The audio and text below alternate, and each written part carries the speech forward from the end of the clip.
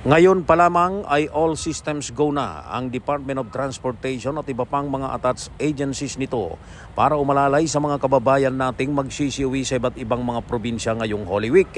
Ayon sa DOTR, nais na tiyakin ng ahensya ang kaligtasan ng mga pasahero mula sa land transport, air at maging sa mga sasakay ng barko. At bilang bahagi ng paghahanda, ay itinaas na ng DOTR sa heightened alert status ang lahat ng mga ahensyang nasa ilalim nito. Ang Oplan Biyaheng Ayos ay magsisimula sa Sabado, Marso 23 at magtatapos sa katapusan ng buwan.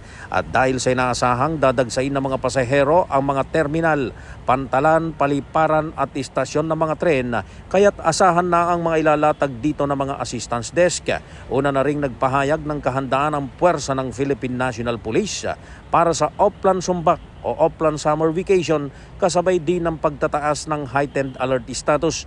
Dahil dito'y naglabas ng paalala ang DOTR sa publiko na maging maingat at planuhin ng mas maaga ang mga biyahe para maiwasan ang abala sa buong panahon ng mahal na araw at mahabang bakasyon. Para sa MBC TV Network News, ako naman Val Gonzales, sama-sama tayo Pilipino.